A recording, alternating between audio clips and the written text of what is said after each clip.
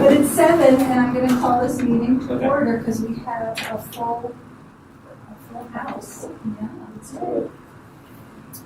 And don't need to do the roll call, because I did that silently. All members are present and accounted for. So we'll just proceed to the approval of last month's minutes. Does anyone have questions or comments about the minutes? I only have one question because I wasn't here last time. I just wanted, was there something shared with the 5-year strategic plan? Was there actually like a doc or anything that was shared last time? No. Not outside of the meeting. It was presented. Yeah, I Okay. showed it here, but that'll be forthcoming. I have my marketing person working on. Great. I just didn't want to make sure I didn't miss anything. Yeah, yeah. Cool. Thank you. We have a motion to approve. I'll second.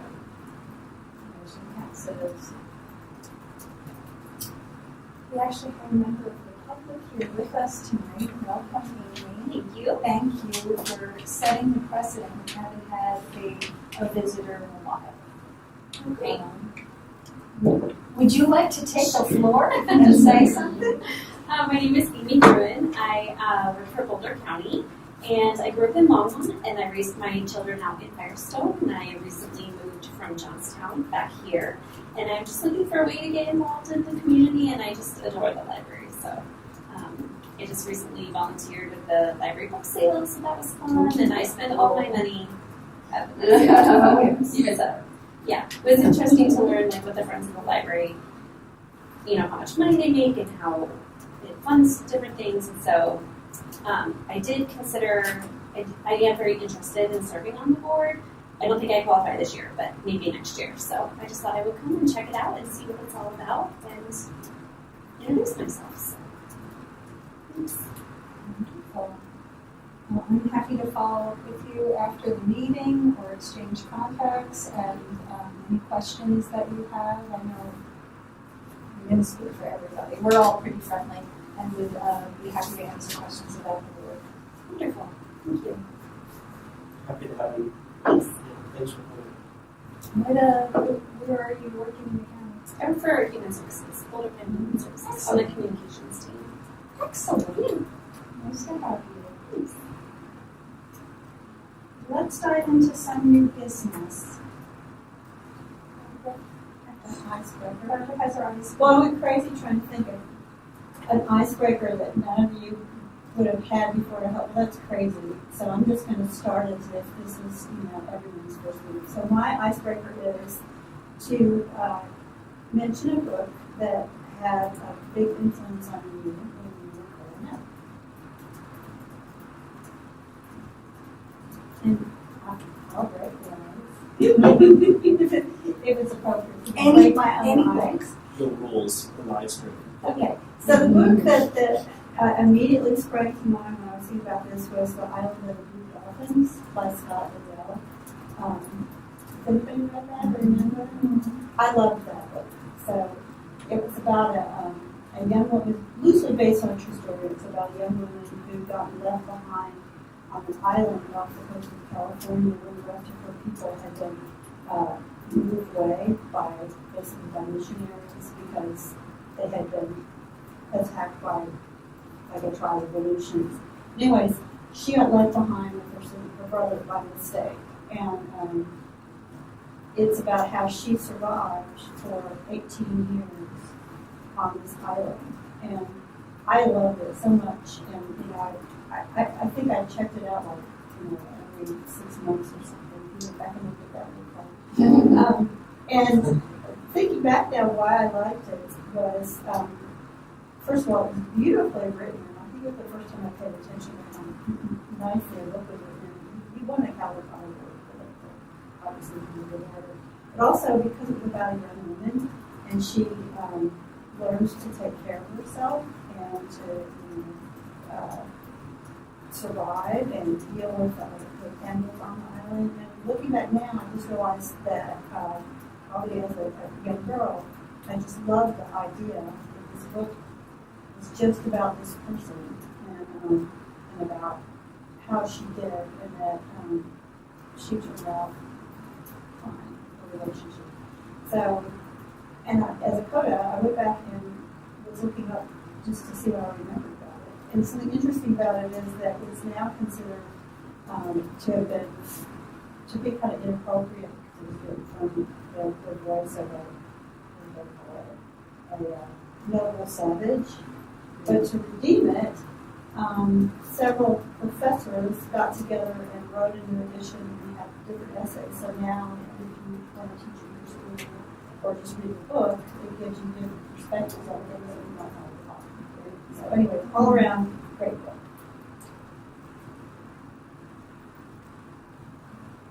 That's interesting to know. I grew up with that book too, but did not know about the more recent developments or updates that were made.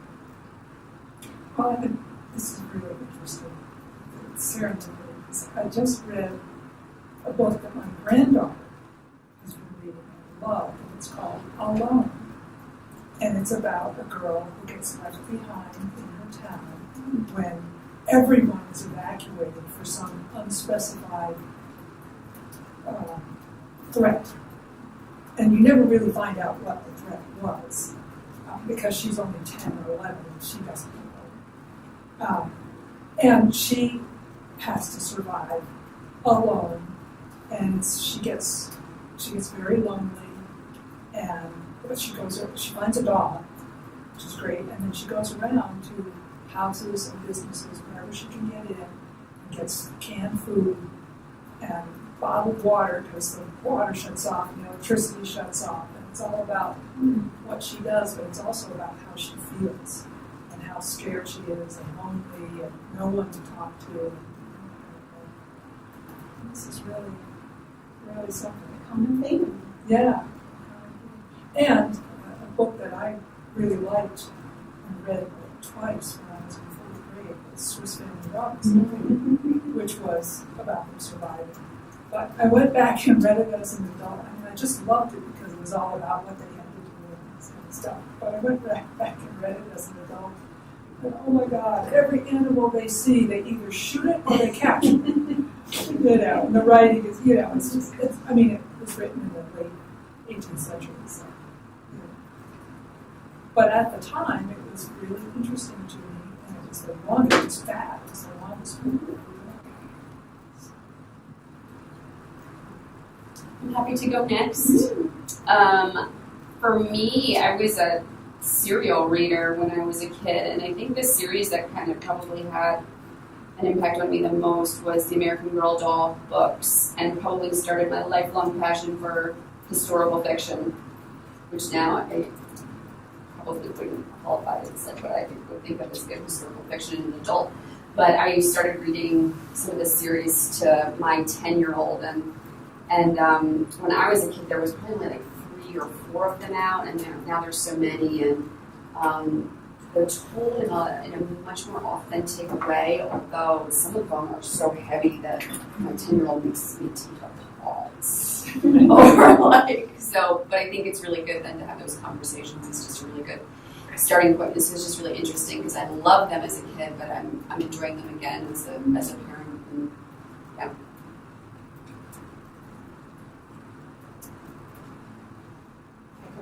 I can't remember which book it was I'm thinking about. I read so many books that to pick one that has a big impact is really hard. But I read the Tamora Pierce books, which are okay, cool. They're there's a bunch of series, and I'm not sure which one it was that I was reading that I'm thinking of, but it's basically in a magical fantasy kind of medieval knights and stuff land or whatever. So it's all about a girl in each series who goes off and becomes a knight or a magician or whatever, something like that. They were great, I loved them. But I met my best friend because I happened to be holding the book on the playground, and she was like, I'm reading the exact same book, and then we were friends for forever now since then. So that was the one that stuck out to me. I was like, that was probably the biggest impact on me. Yeah. My favorite book, and I probably read it for the first time when I was maybe 9 or 10, probably 10, was Wise Child by Monica Furlong. And I've met a few people who who have read that book and it's like you read it and you love it. But it's not the most common book. I don't think it's in the schools. It's a fantasy set in 5th century Cornwall. And it centers on a young girl who is basically an orphan, and her unlikely friendship with sort of the village witch or wise woman, and the girl herself is a misfit, and this wise woman is both relied on and kind of ostracized a little bit. So they kind of become friends, and it's really a coming of age story. But the setting really appealed to me. It is very like historical fiction-y, but there is like this element of is it magic? Is it something else? Is she a witch? Does she just know her herbs? Right. You're never really sure, and I like that ambiguity. But it has kind of like been this thing that's come back again and again throughout my life. Like I've encountered it in very unexpected places and conversations. And I wound up rereading it with my girls a few years ago. And so like rereading that story, like I reread it maybe like every 10 years, and I always get like something different based on like who I am. So yeah, I will offer that of a Wise Child. And there's a couple of sequels to it that are also really good, but not as good as that first book. Did an adult come to it for the first time and enjoy it? I think so. And then I looked into Monica Furlong and her life story, and she has a very interesting background. I think it would open new doors for you as an adult. I just looked it up and I'm like shocked that I missed that as a child. Like voraciously read everything. It's like so weird. I don't think it was like really promoted here in the US. Do you want to share it? I can share next. One of the books I just fell in love with reading was The Never-Ending Story by Michael Ende. The first time I read it, it wasn't actually just, it was like preteen kind of, but I lost track of time when I was reading it. I was like, oh, it's been 3 hours. It was just the very first book that I read all the way through. I mean, I blazed through that book, but it was the first book that I'd read that was like, I want to write like this. This is, it's simple enough for children to follow along. It's written for that age group, but it is also very well hooked for adult readers as well, I think. And also out of interest because the author, I've always wanted to read it in German. I own it in German, but I've never actually delved into that. Wow. But eventually I'd like to get to that point to actually read it in German as well. So that would be awesome. I mean, I don't know. So, I mean, the thing I thought about, as a young kid, I was a pretty reluctant reader. And I know, here I am. Yeah. Whatever. That's what drew me. I was like, wait, Right. this is actually pretty cool. Right. But as a kid, and I don't know if these still exist, but there were these books, like these Choose Your Own Adventure Oh, books. yes, I love Okay, those everyone's too. rolling their eyes. Or acknowledging, whatever, I'll take it. But, I mean, that got me reading, like, in a big way.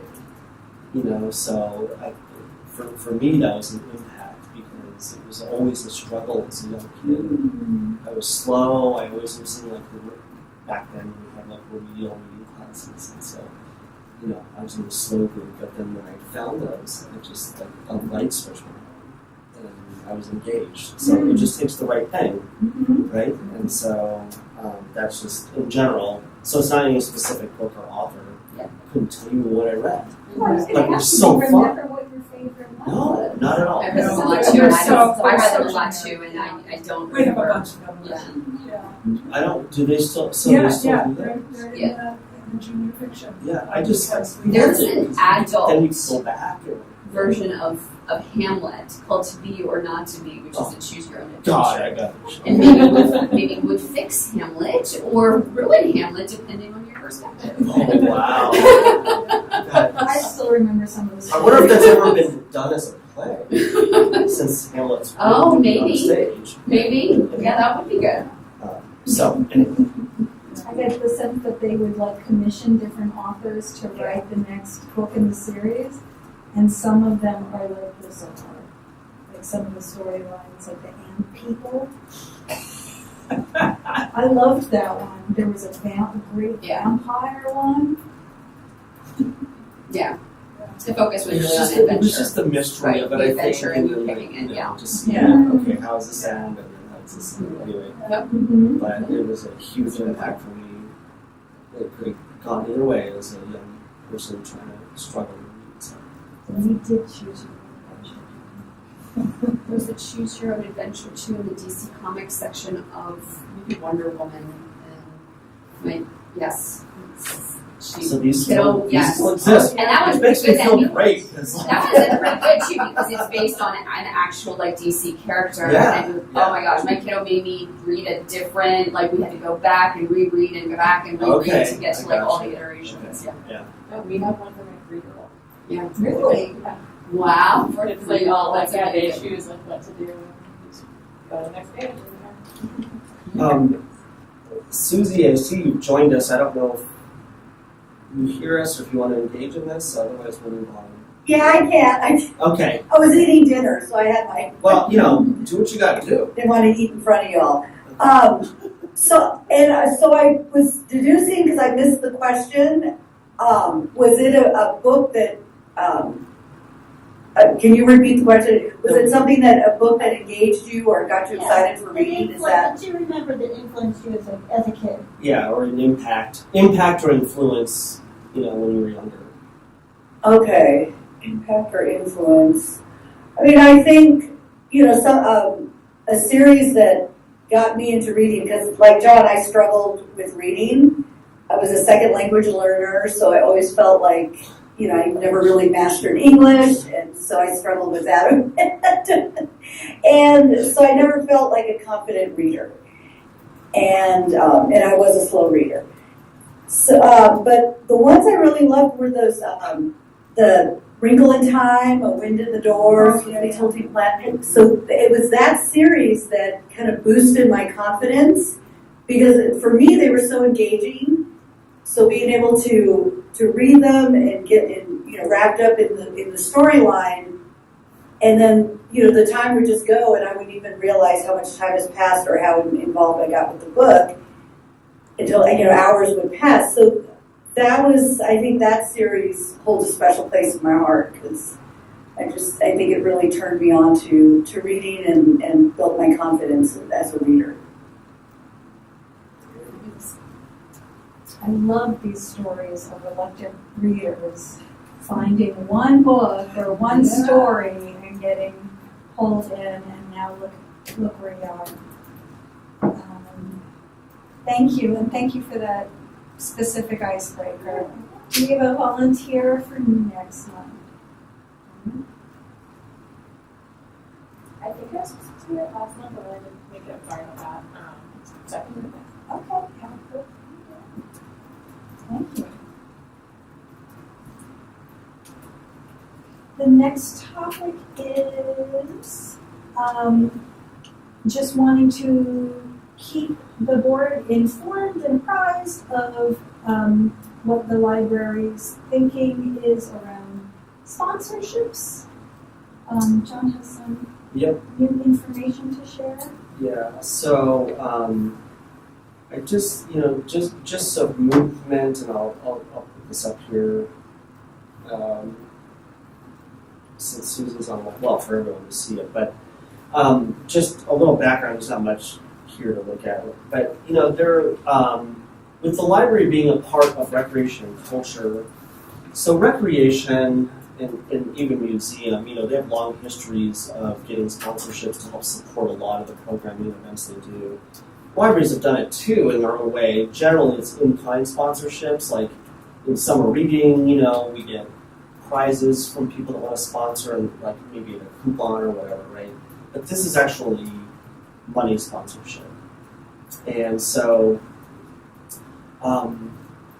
my boss, the director of Recreation and Culture, wanted to broaden this to make sure the library was included in any potential sponsorship packages that the recreation staff who are well skilled in this already garner those kind of the things. So we are now a part of this when they kind of reach out and look for sponsorships. And so I'm bringing up the webpage within the recreation site specifically, so you can see opportunities here. And in the library, if you expand it, you can kind of see if you were to do a sponsorship package, and there's all kinds of things you can do, right? Like you could sponsor an event, you could sponsor broadly. For the library, I kept it very broad, right? I don't need a sponsorship on a specific program, although that could happen. I think particularly like a big author event, right? That's a great opportunity for a sponsor who could come in. So that's why I like the idea of being included in this. It's very new. There's not much that has happened yet, other than conversation.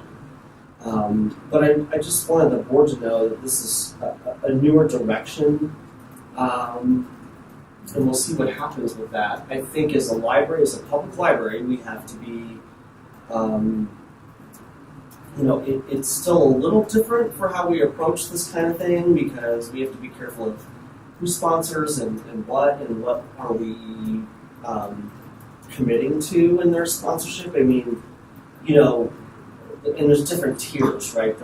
The rec staff are skilled in this, so they know, like, a lower tier might just be like a logo on your website or a program. Well, that's no problem. Like, we do that already.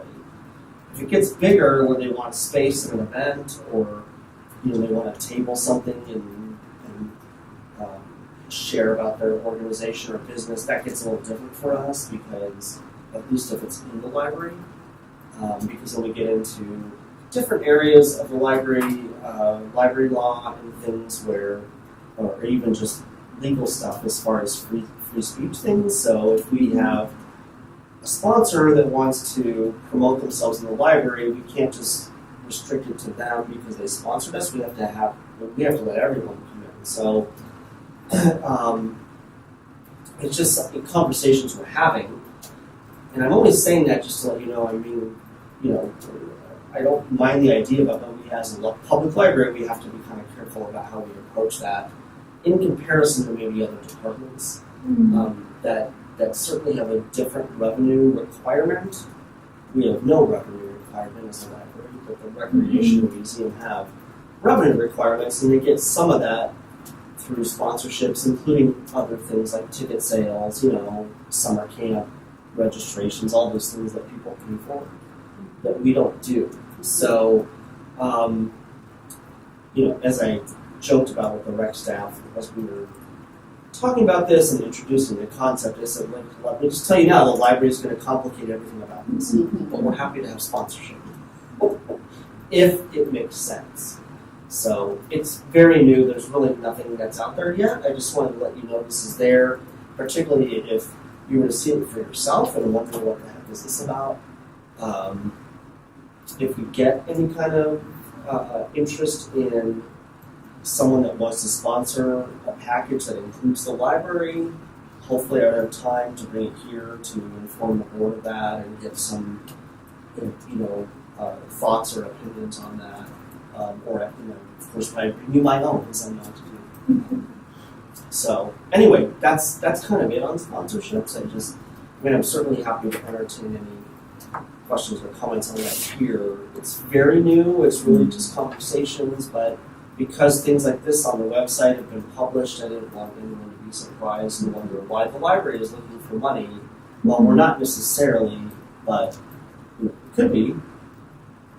It could be. It just depends what it is.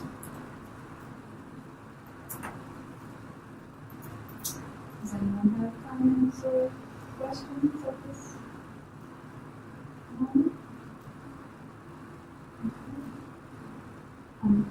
I'm glad to have that information shared here and to know that if there are significant developments that we would hear about them. Yeah.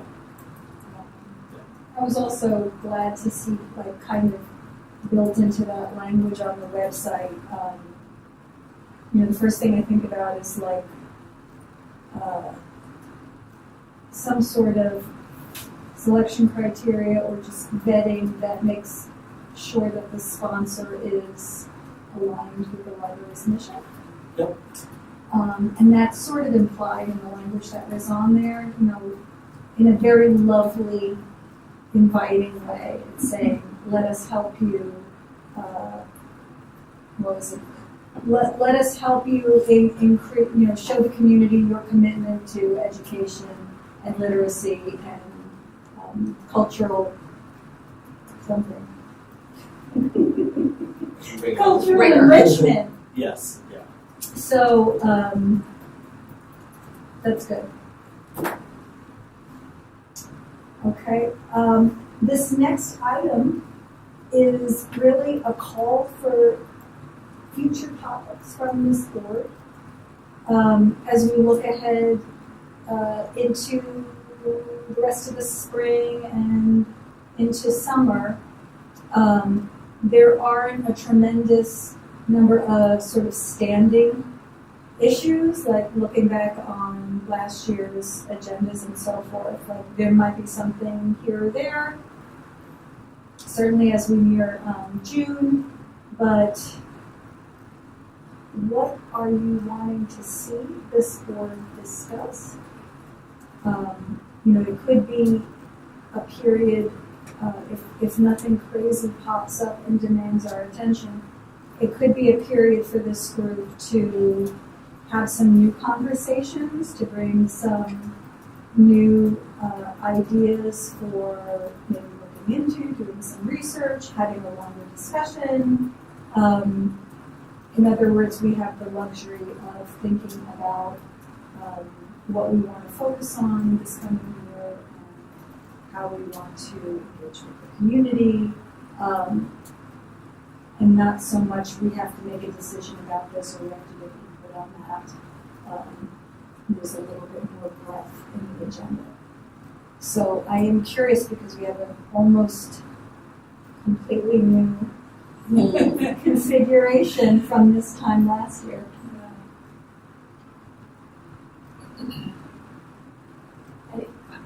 Maybe this was discussed a little bit in the strategic plan. So, but I think the two things I'm most curious about is like the ongoing conversation about library funding, and if the board here can do anything to kind of affect that. And I think that could be an ongoing discussion of just like checking in and seeing if we have ideas or if there's anything we can do with Susie or going to council.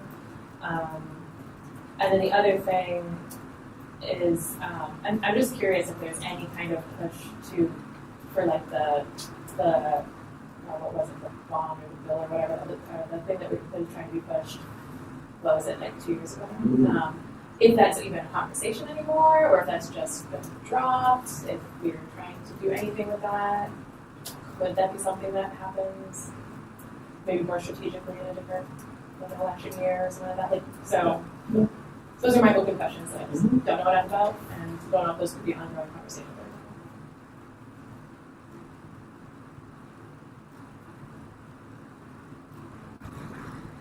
I too, it seems like the thing that I've thought about most since my long tenure here is like, is around funding. Yeah. And, but I just still, the concept that we get so much of our money from the library, which is great. And, I volunteered two days at the book sale. And, but I just realized, how that is such a lot of work that they do,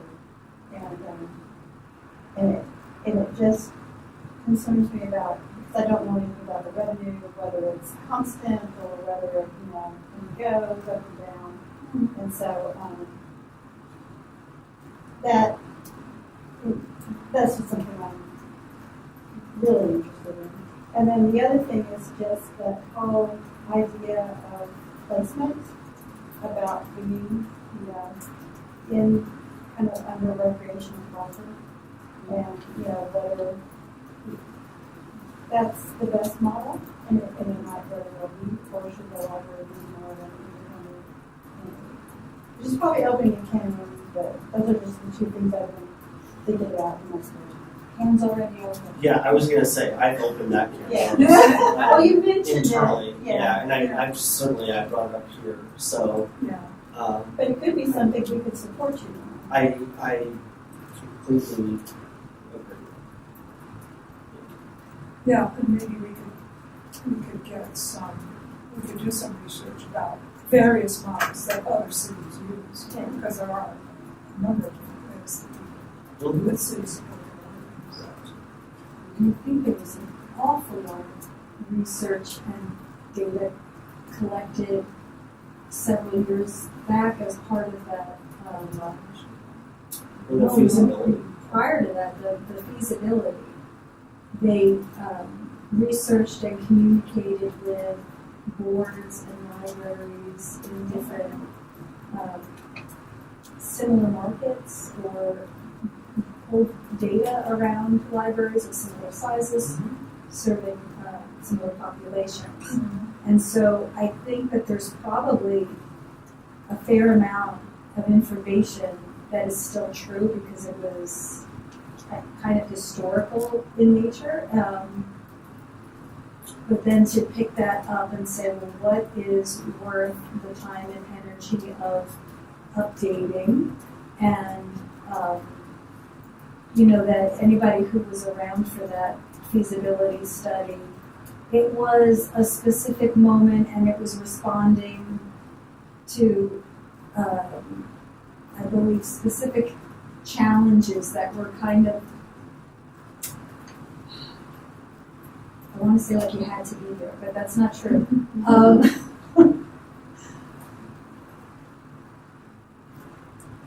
I feel like there were individuals who were on the board at that time who really felt that there were specific directions that the library should take, or that the city should take. And so part of that information gathering was perhaps in the hopes of persuading the library and the city to pursue those specific avenues. Those may or may not be viable avenues for us in 2025. They may or may not be avenues that the library director and staff want to pick up and pursue in 2025. So, Well, it would still be interesting to see the information they gathered from other cities and just look at it with fresh eyes, because obviously we weren't here. We have fresh eyes. Yeah, we have fresh eyes, because Yeah. I know there's just a number of ways. Well, and the library district was in place in Boulder County when they did that study. So It was or it wasn't? Wasn't. So, Meaning the Boulder's library district? Correct. right. That was before the regulation. Right. and Before all that. So, It was the same election. yeah, it was the same election. But you're right, it wasn't in place. But so in that study, I don't know if they draw on specific libraries, but certainly you can expect that at the time, the city of Boulder Public Library was considered in kind of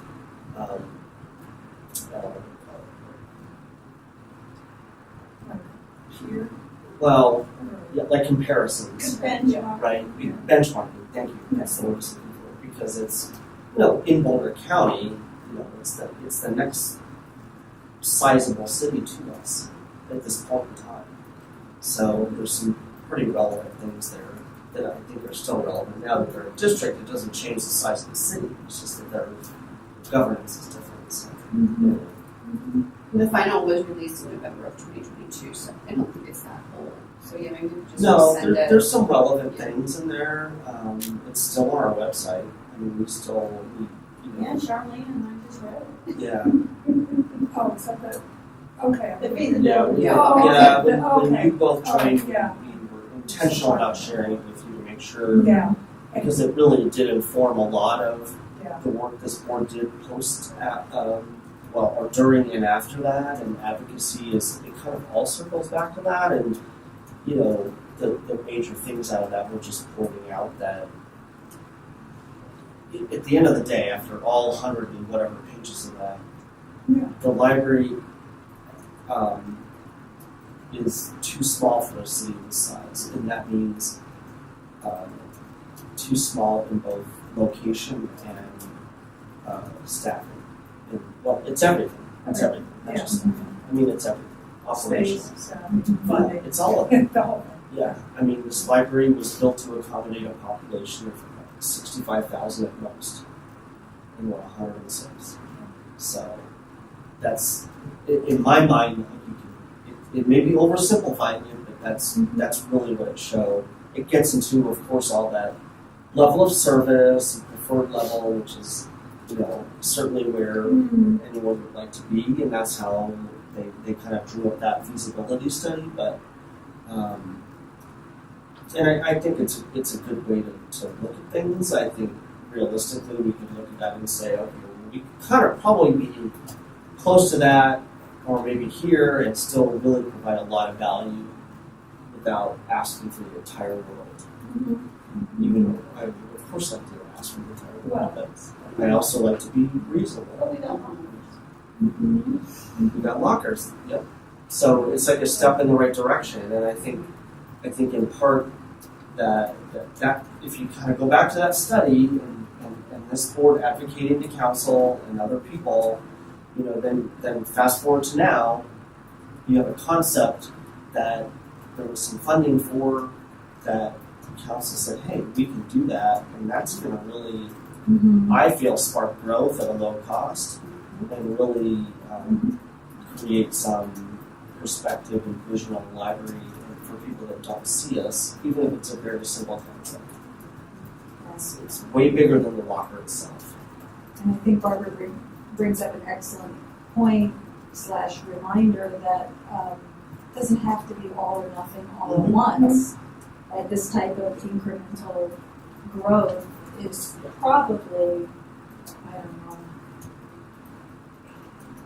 it's a more organic way of earning buy-in from the community because they see progress and then they support more progress, and it just expands from there instead of like, we want this, wouldn't it be amazing to have this great big shiny thing? It's like, well, that, I don't want to pay more taxes for that right now. At the Friends meeting, speaking of incremental, when you were discussing the location where the locker is going to go, but then you mentioned that Harold, the city manager, had said that there is a big project happening over on the west side, and that would potentially in the future be an additional spot for a Dropbox. You want to join that? No, I absolutely do. That's correct.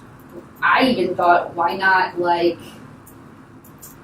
so it sounded like there's going to be retail space in there. Why not saving one of the retail spots for a little library annex? My hometown library was so tiny, and it wasn't until high school. My mom used to drive 50 minutes to the nearest public library when I was a child, once a week. She and a girlfriend would take us kids 50 minutes one direction to the library. And when I was in high school, my small town finally got its own library. The local Girl Scout troop had collected books for, oh my God, a decade. And it was somebody who owned a Victorian house on Main Street that decided, you know what, I'll run the library, we can put it downstairs in my house. And it was amazing what they managed to do with that teeny tiny space, but it just made me think of this incremental, could they save one of the retail rooms? Yeah. And start there. So there's a little history on that. So that housing development that is going to get built, and where said locker will be, pickup locker. The initial discussion was to have a library annex there, and a second rec center there too, Yep. as a complex. And I think, I wasn't privy to conversations after, but it was really a budgetary, when they realized what cost would be and what they could do. And I provided them with operational costs for the library portion of that, and I gave them options for a staffed location, a self-service location. You know, but it wasn't viable at the time. So I think this is like the next best thing to have something new. Yeah. I still think that, you know, what the city manager offered from his fund was another locker, but I mean this gets a little off topic. It's not off topic, but I digress a little bit. I think a vending machine, it's like these cabinets where a browsable collection that's completely self-service. That way there's a collection there for kids and families to actually, they have their own little library and they get them cards and we'll do outreach there. We'll be there to help streamline that. I think that would almost be more valuable than a whole pickup location.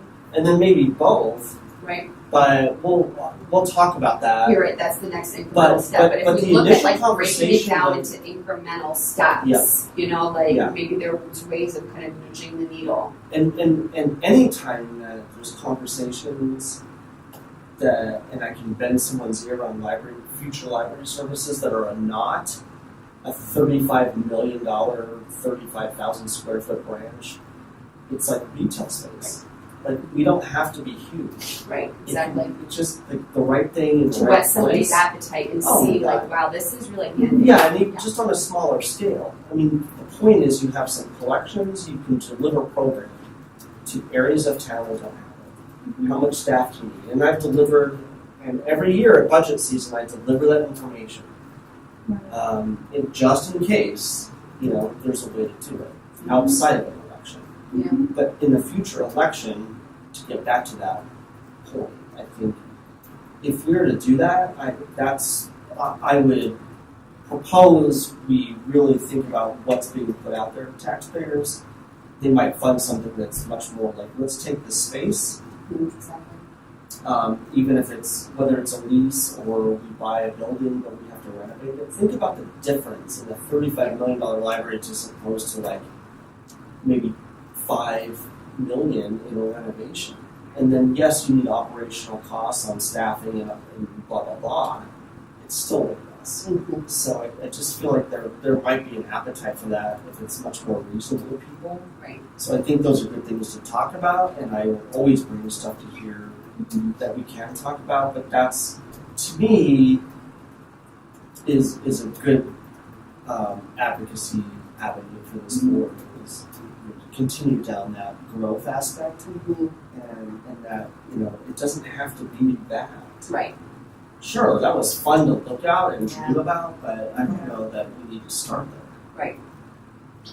Do you remember the former North Boulder Library branch? It's still there. But they've. The little itty little bitty branch. itty Oh yeah, bitty one. I know what you're I talking haven't about. been there in a while. It may not be there because of the new North branch. You're right, because they're basically neighbors. But Yeah. Yeah, you're probably right. It was a very little retail space. Yes. Very little. Yeah. Very little. I mean, That was actually, my this, local library when I was there. Really? Yeah. oh yeah. I always just picked up holds anyway, so it was so easy. Well, and that was one of the major services of that outlet. Yeah. Is a whole pickup location. Very And I think concerned. they got it right. Like, Yeah. you know, you don't need a huge space. It's pickup holds, but they did do programming there, and they provided a service to people on that end of town. And that North Branch, the huge North Branch that was built, of course, that's pre-district, right? And my point is that that little branch, I think, helped solidify to Boulder, the city of Boulder, that they needed a bigger branch there. Right. And that was decided, and then the district happened. So the city already and the citizens decided that that was the right growth. But I think because they started with that little corner thing, Right. I think you're right. That had to have been less than $5 million. The little one. I can't imagine. In a retail. And I don't know Yeah, what in it retail started out space, as. Like, I don't know how much work they had put into it. It's just, yes. You know, A little Especially- retail space would not especially be much work at all. place on 17th and over, it's gonna be brand new, so any retail space is gonna be at least decent. Yeah. With some I know. shelves in and stuff. I know.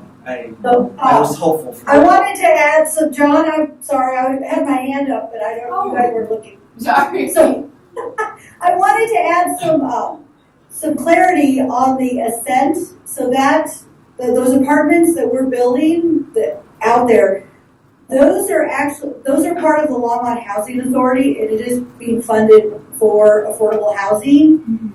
The space on the bottom, and this was really tricky, with as far as getting grants and, being able to acquire some federal dollars for this.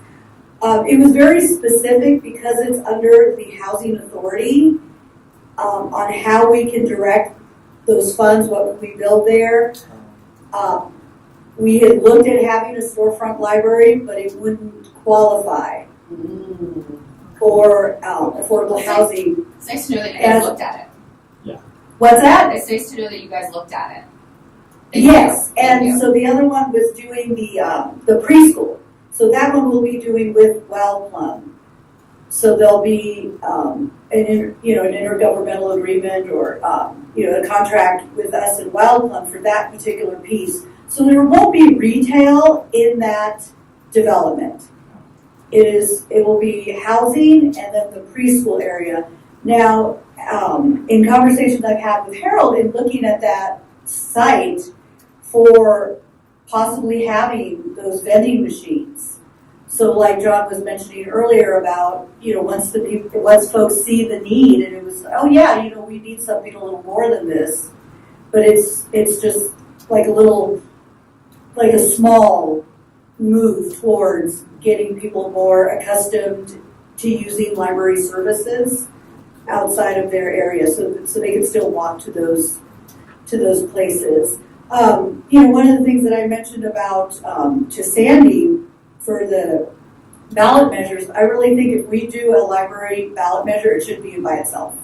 Yes. It should not include other performing arts. Some people are going to get mad at me. I agree with you. But this board won't.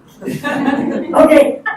So, that would be something that I would advocate for, is that it stand alone. And possibly during a general election instead of an off municipal election, because of more participation, and the people who do typically tend to vote in those even year are more working class people, more families, more people who would possibly utilize library services. So does that mean 2028? Is it, wait, Where are we? when's our next opportunity? Yeah. 2028? Yeah, it would be 2026 is too short, but I don't know, we create something. We have the framework for it. Anything could happen between now. Anything can happen, but yeah, you're right. So, I appreciate that background, Susie. I'm glad I'm sorry I didn't see your hand, but I'm glad you chimed in, because I knew there was a good reason why, with that housing development that the library was talked about and it didn't work, and I didn't really know, or I didn't remember why, so that's helpful to know. But having an opportunity to be there in some form, I think will be good. So, And we'll measure it. yep. In terms of understanding where, locations that would be good for a storefront, are there kind of areas of town where you're like, oh, these are the good locations that we want as storefronts? There's at least one specific location that because there's a vacant building there already. Okay. But it's in the right part of town. So in this housing development, it's basically around 17th and Hoover. It's on the east side. The housing development's on the east side. On the west side, where there's a Safeway and a shopping center, there's a vacant old bank building that's been vacant since 2018, something like that. That would be it's like right on the corner. It's highly populated, but generally, and I say that because it's vacant. I think what an opportunity to renovate a place like that, and it's and that's bigger. It's not like storefront. Like that would be That's a brand. a solid branch, right? That would be. Is this the bank? Yeah, it's the old bank. With the drive-through. Yes, and it has a drive-through, so we can keep the That drive-through. would be. Yeah, Um, there you go. I can take them over. Yeah, But like, I guess the question that I West want. side of Homer. it's on the east side of Homer. So it's looking like in the same parking It's on the and kind of the corner of it, and yeah, Like across, like Safeway is on one side of 17, and this bank is on the other side of 17. no, they're both on the same side. There is a Safeway and, oh, what am I thinking Okay, of? Sunflower Bank. Here we go. I'm paying attention to CD. So the old Sunflower northeast corner of Homer and 17. Drive up to the corner and the bank's on my right and Safeway's on the left. Yeah, It's right on the there. south. That's a huge building. Yeah. Yeah, that's it. Anyway, it's like a 2 or 3 story building. My point really is North Longmont. That's the cry out for library services. Long before I got here, even when this building was being renovated, way back in the 90s or somewhere in there, or built actually, they operated a satellite library in an old Safeway in North Longmont that doesn't exist anymore. And I met with the director at the time when I newly started, and he was sharing about that. And even back then, he said the library could really benefit to be on that side of town, because when this was finished and they closed that north location, there was a huge community outcry. But please keep this open. Yeah. Oh, wow. I bet. And this is I back. didn't This know is that. 25, 30 years ago. So that's why I say anywhere north. So that's why, even with the locker, Centennial Pool, still north of here, not maybe greatly north, but it's also the neighborhood and everything. It's in its east. And there's a lot of new houses out there. Yep. So I think that's generally where we need to be, Okay. and it gets further and further out, right? And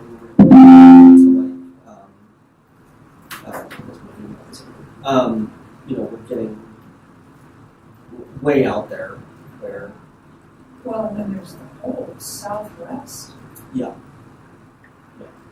mean, it can really be anywhere we call, but Yeah, I was gonna north- say, I just didn't know if you had like there's like a heat map of like, here's where people are wanting it most. I don't know. It's so a lot of it's what I think we know, Okay. based off anecdotal or just any information we get. Part of, and it's kind of in that strategic plan, is to really gather better information about where specifically we need to grow based off demographics and what people are saying what they need or don't need, and really getting into like just neighborhoods, like who has library cards in those neighborhoods and who doesn't, and what are their interests, what are their shopping habits, like what can we tap into to get them to be library users. So there's a lot more work to do there, and that might identify areas we don't know about. I think it'll still identify North Longmont, but maybe in ways that we don't know, or maybe specific areas that we need to grow. Would it be of interest to this board, it's a slight pivot, but to reach out to someone from the Boulder Library Board or staff and ask how has it been since that since they separated from the city of Boulder? Like what have the challenges been? What happened? Where did you not anticipate? How has it been received in the community? How has it made a positive impact on the community or the library's operations? I don't know if that would be What's in the district? Just Boulder. their own district. So they didn't put on the Lafayette or? Nope. No. Lafayette has its own, they're a municipal library like we are, so is Yeah. Louisville, so is Broomfield for that matter. Right. Okay, so basically they just changed the governance? Correct. But part of what It'll I allow them to expand, so they're gonna build a branch in Gun Barrel, for sure. and I don't know what other growth they're talking about. Well, we're reopening the Carnegie History Library. Yeah. They've added a director and staff and And that's that was. and that's a matter of being a district and they have the funding now because they have So we're. by forming a district because it increased their So they get their own. They have Their own revenue. I have to state the obvious, they have a foundation. They have a well foundation. they've had that forever. Yes, it's separate from their initiative. Even as a Have city district. library and a city that is only, I think, what is it, over 150, 60,000 population? Maybe not even. What, I don't even think. not in the summer? I think, I don't think I think they're they're like gonna- 1/4 of the population. Yeah, Yeah. and so, you know, their budget as a city library was more than twice what we had. It was easily more. As a district, because now, you know, districts are largely based off property taxes, so like that's a win in Boulder County. Yeah. So Their they're houses they're are always their all their over the their place. operating budget like went 2 or 3-fold just by being a district. So now with those things you're talking about, they just have the money to do it by the fact that they're a district. I want to be clear as the city library of Longmont, I'm not advocating for that, but that's the reality of a district. Yeah. I think the municipality could fund a library equivalent. It's just that the priorities have to be there. As the city librarian, how would you convince us that it's not a good idea for Longmont to do that? There's What's other the downside, I guess? yeah. There are so one is as a special district you're autonomous, right? And there's good parts and there's bad parts about that. So you're responsible for everything. Maintenance, lawyers, Yep. HR, Everything. everything. Everything that you can think of, you have to support. So as a city agency or department in our case, I rely on the city finance department and IT and HR. Like I don't have to have any of those internal. So even if as I say like Boulder forms a district, they have more money, but they also now have to have their own HR department, their own IT department, blah blah blah. So But they they were still also come out a probably little ahead. large enough and had more funding initially, so they probably had some of those things already focused on They, them. maybe You know what I mean? they, Like, they might. Yeah, the bigger the library is, even if you're a municipality, you're going to have your own right, that's what I mean. operation. But here that wouldn't be the case. So there's that side effect in that sense. You have to go back to the voters every so often to reinstitute that, whatever it's called, but to get that property tax to keep it going. Otherwise, then you're nothing. So you rely on that vote. It's like once they vote once, it's not done. You have to go back every so often, and it doesn't cost any more at that point, right? Unless they are asking to raise the mill levy. But if they're maintaining it, there's no additional cost. So most people vote for it, but it's still a risk. Some people that didn't want to re-up the revenue stream for the open space. That Right. path, but for a while people Right. like, oh, well, there's some debate about what it is. But, it's like you said, it's not all or nothing. It doesn't have to be this way, but it could be something where you're not competing with recreation and the museum. Or Agreed. we're in some kind of constant horse race. Yep. for the prize money. Yeah, I think that for the importance of the library to this community and what I always call, and you see it strung throughout that strategic plan. I mean, the word essential is not lost on how many times it's repeated, which is very intentional because that's how I feel and that's how staff feel. And if you're essential, then you shouldn't be folded into another department, which makes you feel like a nice to have. Right. So that's for Because- sure where I'm coming from. Because our And I think that could customers- change a lot of things And, it may change funding, but, for sure. I mean, but I think that's a step in that direction. I just think our customers are so much more broadly based, and there's a lot of people in the community that could surely benefit from recreation or maybe the library, but they really can access all the libraries. So literacy is just not the same as, Right. a museum. I mean, it's not. No, I mean, that's what I've always argued is, currently is, it's not to say that people don't need recreation for wellness and everything that recreation provides, or a museum for culture, but the library is everything.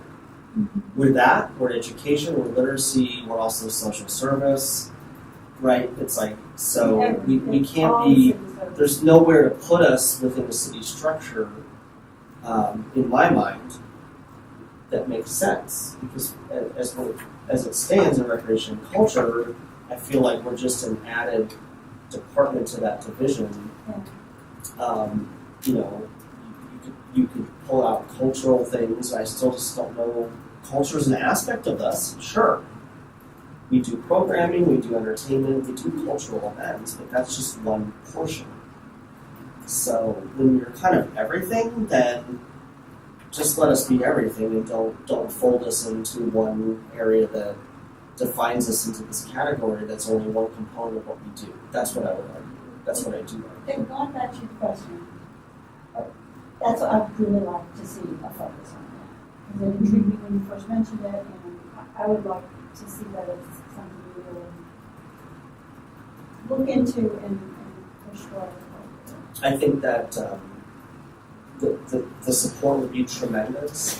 When it gets into details and where city council comes into that kind of thing or not, my general understanding or belief of that is it gets into kind of city operational, and that's city council's not going to get too involved in operational functions, right? So, they're not going to really chime in on where the library should fall within city structure, but they can chime in on the essential nature of the library, which can help support that voice that I have, and maybe this sounds like this point have to support that. So thank you.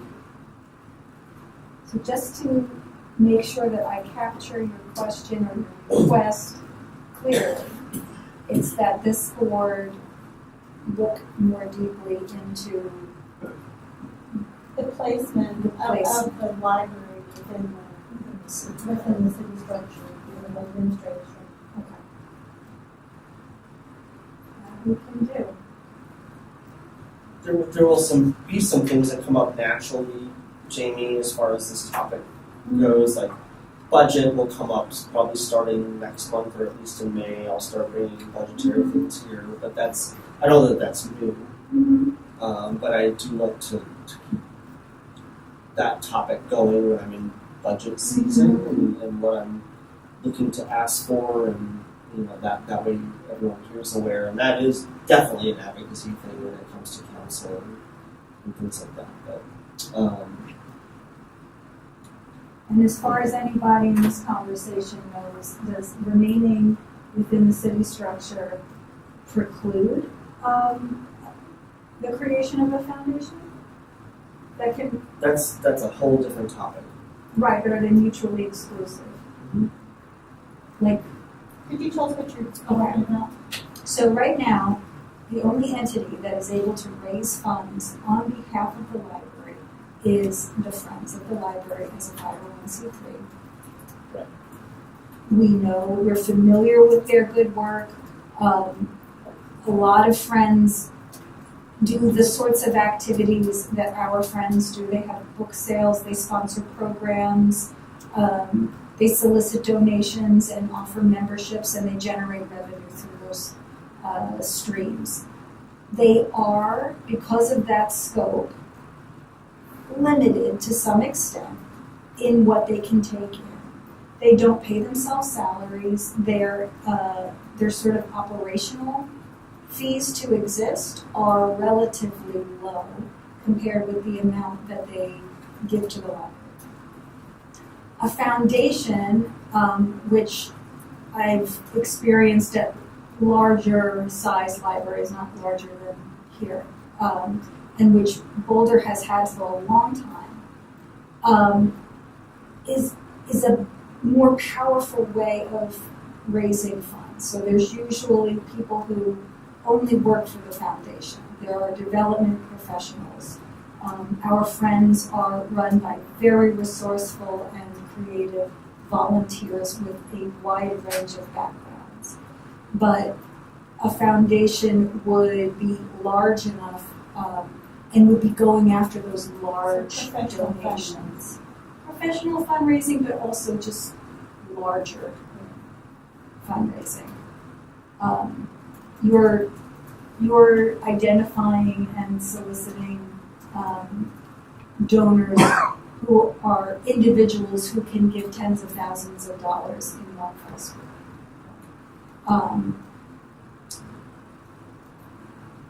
I personally have been curious what would be required for a library to create a foundation. Off the bat, it would be finding those key people who could lead the charge and do it out of their love for the library without remuneration, who have the time, who have some expertise or knowledge to be able to create a structure and pull in the right people. But potentially, and it wouldn't be an either or. You would still have your friends who would support programs and sort of value add type of initiatives. And then you would have a foundation for that forward-looking expansion, right? The friends right now, they're filling in an operational gap. A foundation would be able to raise money for like the next phase, like a capital campaign. Oh, for sure to do capital. So like, Yeah. you know, like that's a good example. Like the museum's doing to raise capital for their expansion. A foundation could be an example of an organization that could raise funds for that. But the museum is using the Friends of the Museum to do it, and because the Friends of the Longmont Right. Library is a 501c3, technically Technically, they can raise funds. if they have the right people. Right. So they could hire somebody, but also, I mean, I have also seen children and youth staff apply for grants through their friends. So that, I mean, technically you could do that as well. And there are entities that do take requests from government organizations as well. It's not, there's lots of entities out there that would just, you don't even have to use the friends as a middleman. Right. I think personally that a foundation is redundant. And that would be my concern about it. Redundant in what way? Because the avenue already exists to do all the fundraising. I could see it both ways. So I think if our existing friends of the library have the resources and the right people to have that sort of foundational support outside what they're doing, which is largely book sales and membership, I don't disagree with you. There's plenty of libraries that have both the friends of the library that do that and the foundation that is the fundraising arm. Mm-hmm. All they do is raise funds through different avenues for bigger projects or things. So I agree with you. Mm-hmm. I could see it both ways, but But currently the Friends doesn't have an infrastructure. well, currently they don't, and I think that's They know what they know. The group there knows what they know. So if they have the right people there, I think it could service both. But I just don't know if that's there. Does staff ever write grants There's been Either- only a few. either to foundations that accept government requests or through the friends? there hasn't been many. There hasn't been any since I've been here. Not like a new grant written. I mean, we've received our state granted libraries every year, but that's a different thing. That's the LSTA that but there's been a couple grants written. Like there was a staff member before I even got here wrote a grant that actually funded electric car charging ports in the garage. So a little unrelated, but it was helpful. But there's some things. But you're right. And when I was in California, we wrote almost all our grants through the Friends. Yeah, because we have a foundation there. That was a huge library system. But each library, or many of the libraries, had their own friends within that branch library, and we wrote many grants through them that didn't take government grants. So, but we haven't done too much of that. I think that's something certainly to explore for different projects, but a lot of the initiatives we have require ongoing funding, and so that's what's hard with grants is it's a one-time. And but I think there can be benefits too. So when I was in California, there was a huge grant we wrote to get social workers and then like 3 of the branches to provide social services that were highly needed. And the goal there was to show the need for that so that there might be funding from the county to support social workers. So, you kind of work towards showing what's needed, and you can do that through a grant. So, I see it obviously in a lot of different ways.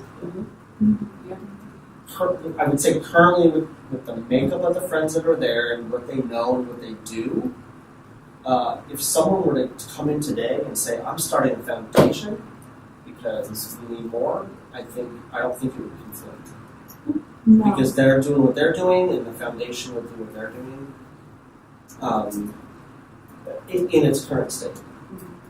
The Friends are, as you know, they're in the middle of a complete regime change, Yeah, new that's true. leadership, Yeah. new structuring, nothing's written down.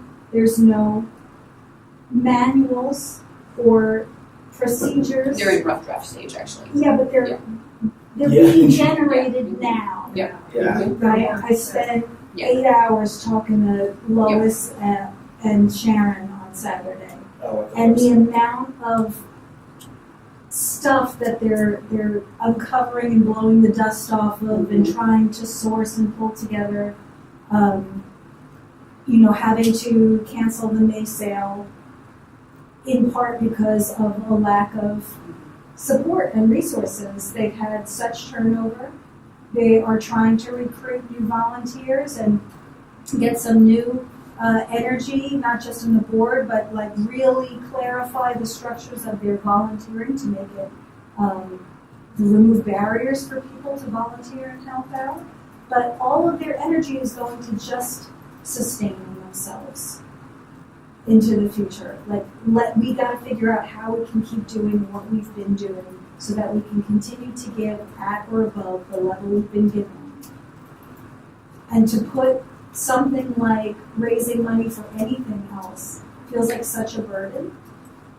At this time, I wouldn't ask them for one thing more than what they're doing right now. And that feels,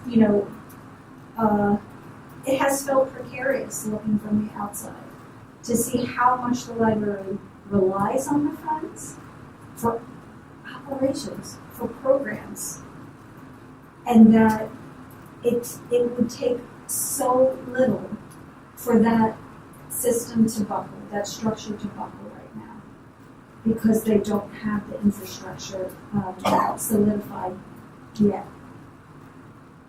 So I think, we have to explore other avenues for bringing in significant amounts of money.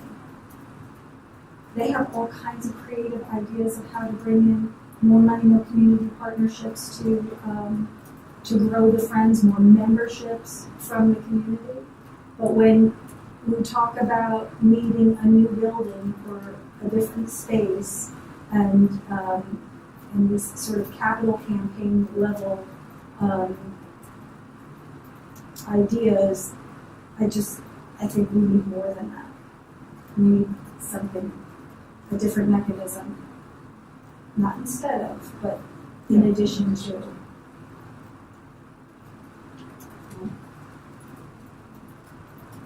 Hopefully this can be a space where we bring in and discuss all kinds of ideas. If there are other creative out-of-the-box possibilities for generating revenue, like even through elections, or does it have to be taxes? Is there any other way that libraries get funded? What are those things? Well, I mean, yeah, the general fund, which is taxes, but then obviously friends, foundations, grants, is one avenue, and then, yeah.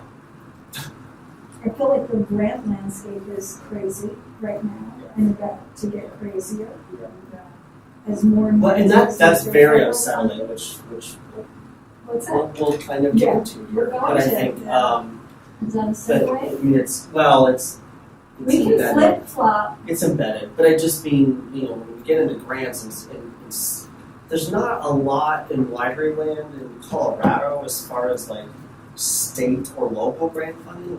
A lot of it comes from federal, the LSTA, IMLS, and that's a real risk right now. Yeah. So, I would never put all my cards in that. But I also try to balance out, before I was here, that directorship I had in California, we were like so held in the grant fund that, it almost became like a part of our operation. Like, and if we didn't get the grants, we just didn't do those things. So I don't want to set precedent either. Like, it needs to just be funded. We will do grants for the additional things that I think will help supplement what we're doing. So it's in my mind a little bit of a balance. I Well, don't can we want just make funding then another one of our overall topics? I think you're right. I think it's always there, but we might as well just say it out loud. Well, it's focused, Well, you asked us what we were interested in. Oh, no, for sure. Immediately, we all, I'm just saying, it's totally, that the thing we all jumped in and said was, funding, so. Are there any roles, either within the library or the city, the community, anybody that we could invite to come and chat with us, present to us? I like your idea of just talking to somebody from just because they're there, they've done it, they're sexy, they're, hip hop avenue. We'll be addressing that, Susie, Being in sexy the and hip hop reports and avenue. updates. I'm sorry, for those of you that didn't look at the screen, she made a comment on iOS, but that's something that offline Jamie and I talked about that we needed to address, and I have a bit of information to share. But not to jump ahead, but thank you, Susie. You're right. Yeah. Well, I've captured where the library falls in city structure and the funding as sort of the top topics to dig into. Also, if we are thinking about a 2028 ballot measure, that should probably be a regular thing that we talk about. That's true. Kind of get ahead, Otherwise, right? all of a sudden, it'll be 2027. So. Well, actually, that's a really good point because, It was rushed last. it was Yeah. rushed. And so when you think about advocacy for that and campaigning, you can campaign as long as it's not referred to the ballot, right? Like, there's rules about that as the board, as we learned, and as me as a city employee. But before that, because you all have all the time in the world, outside of here, you can be knocking on doors, handing out pamphlets like a year ahead. So that is a good segue. It is a good Thanks, segue. John. Yeah, We almost planned this. So this question about community engagement, one of the things that this board hasn't done in a while, hasn't really done too much of since I joined, was is community engagement, actually going out into the community with your board member hat on and talking to people, finding out needs, educating them, informing them, making sure that they have the talking points that they need with their friends and family, getting questions, having that dialogue with the public. And so I don't know if there are ideas in this group or suggestions how to bring some form to that. What do we have the capacity to do and the will to do? What do we have the time to do? Is it electronic? Do we survey people? It's just sort of an open question. How can we have that conversation with Longmont residents?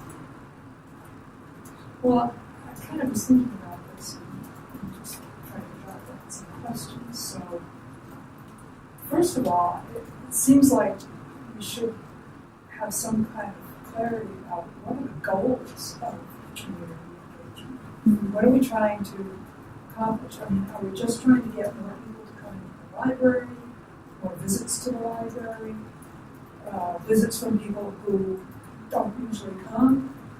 And how do we measure that kind of thing? Do we just want more of our materials to circulate? I mean, there's just a lot of...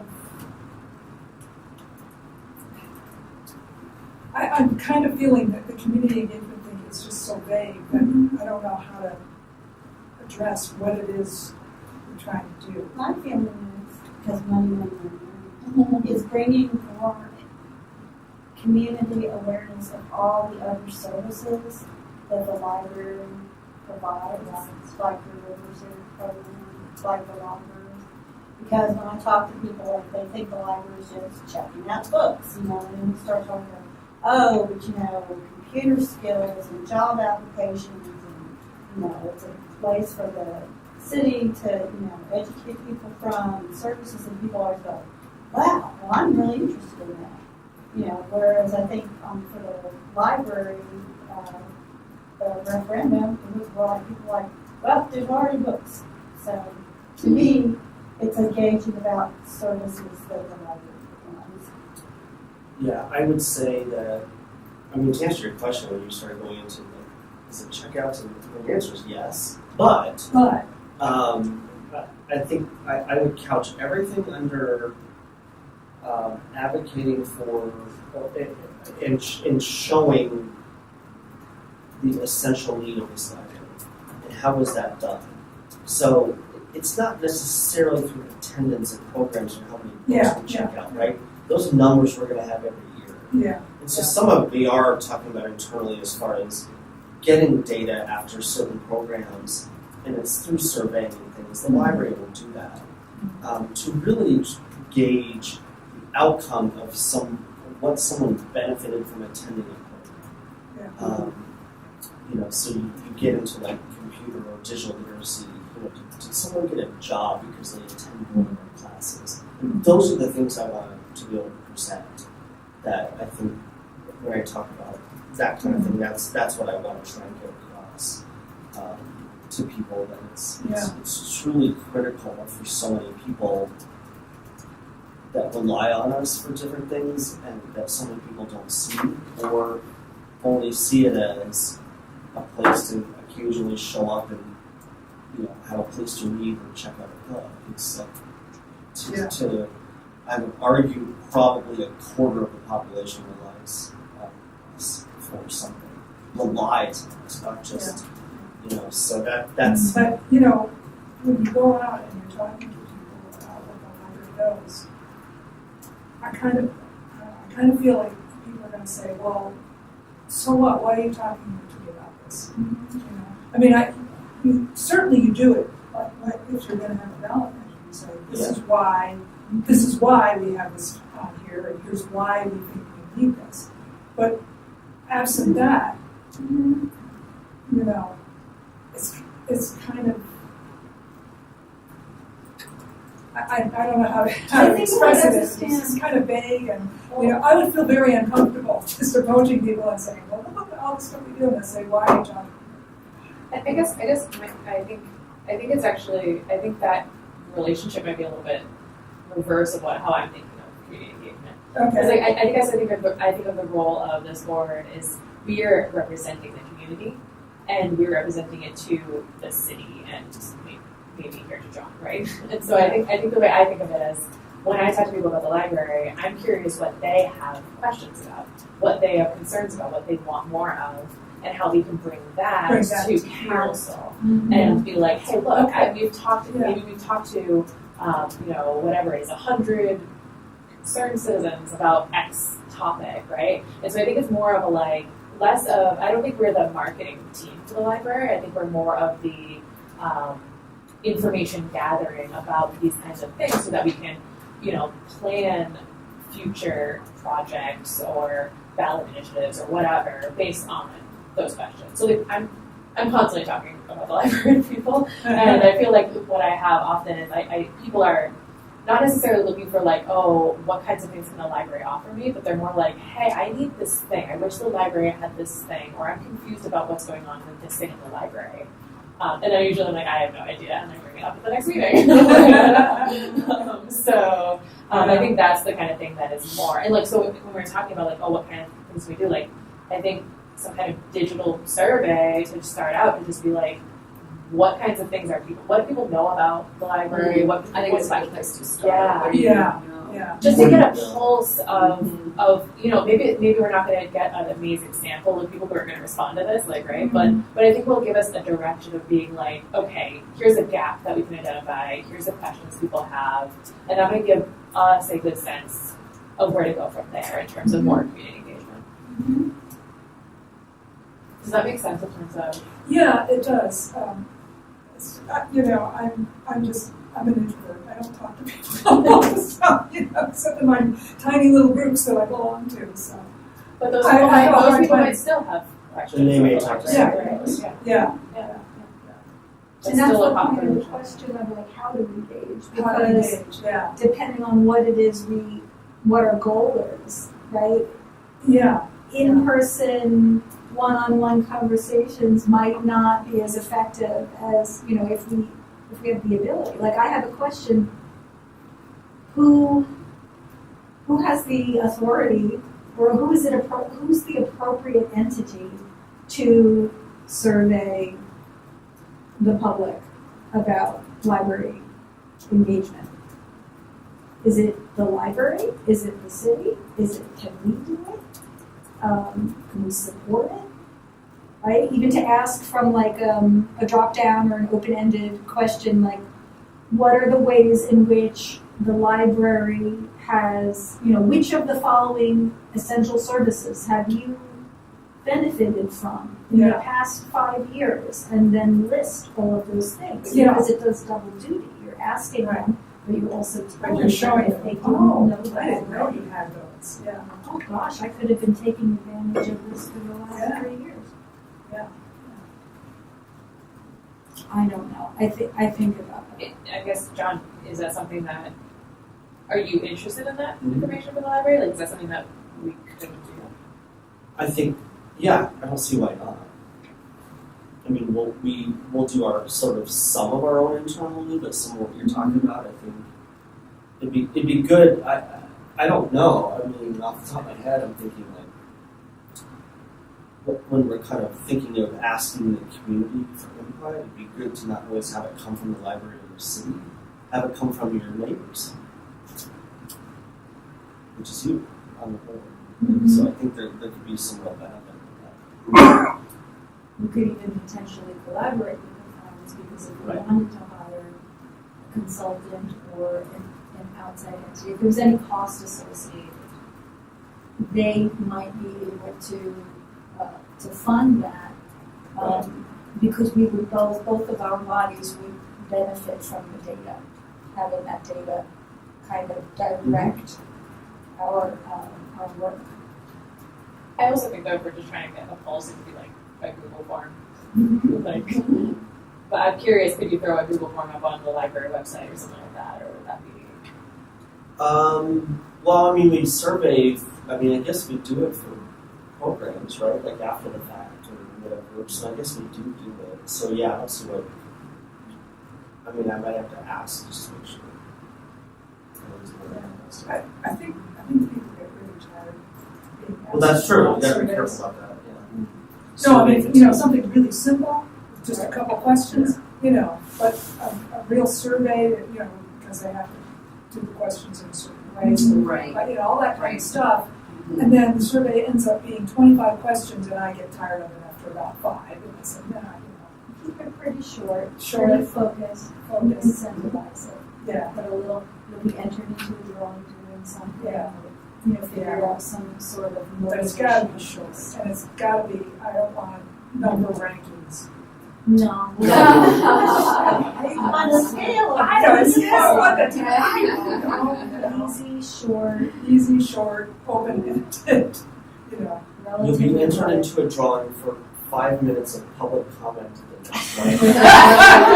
Don't all fight.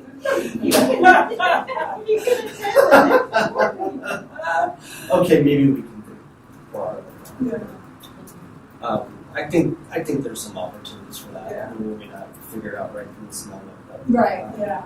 Yeah. Oh, how about 5 books from the Friends bookstore out there, or something like that. Your choice. Oh, that's So kinda all cute. sleep on it. Yeah. Yeah. And we'll bring it back in another meeting and like add some more ideas to it.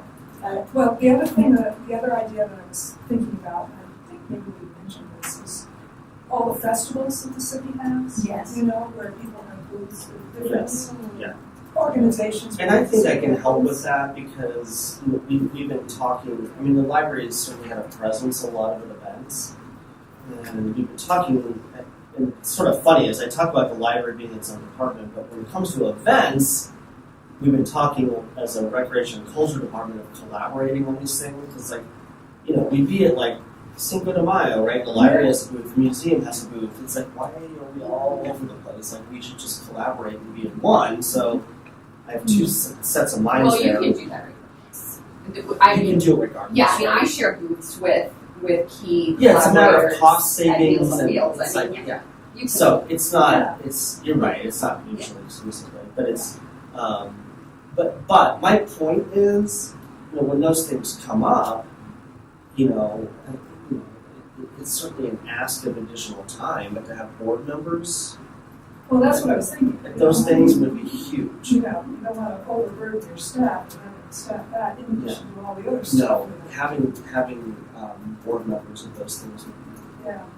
a lot. So I can always make sure to bring those forward here when we have things coming up that I know we're going And, to. and give us information and Yeah, pictures and exactly. stuff like that. Yeah. Get name tags so they're official. You can. I have one. This is what I want.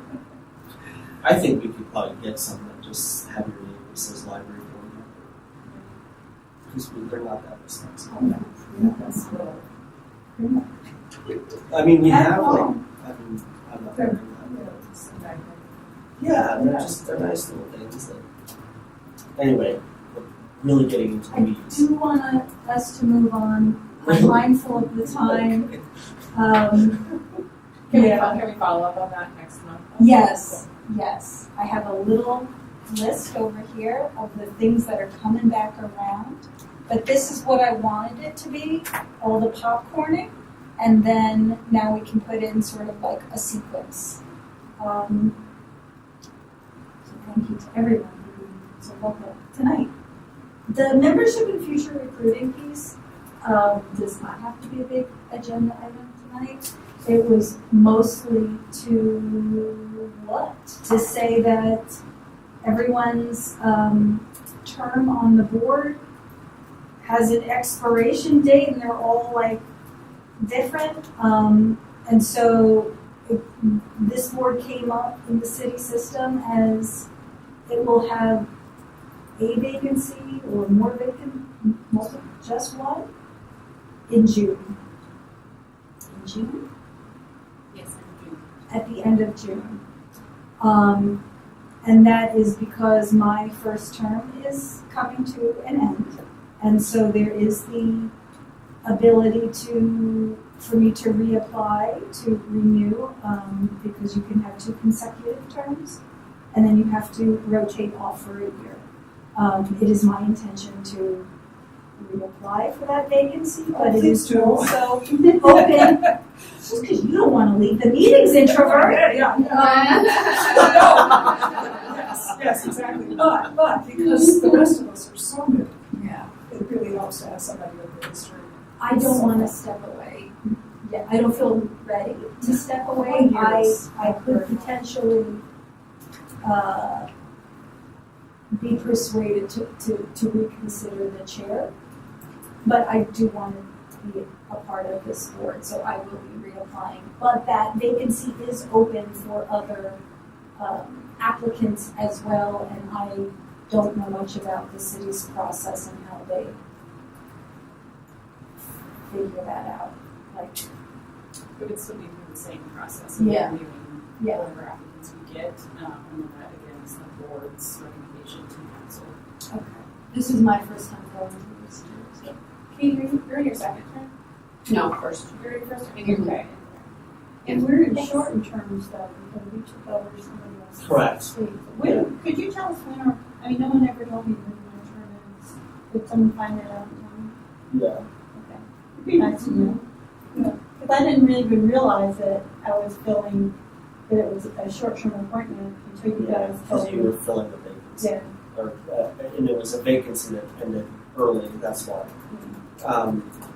So I'm guessing Tracy's looking at that now, but anyway, if it's not tonight, you will be there. Yeah. Yeah, they'll tell you. Okay. That'd be great. Um, So I can plan for the next few weeks. It's tonight, thank you for your service.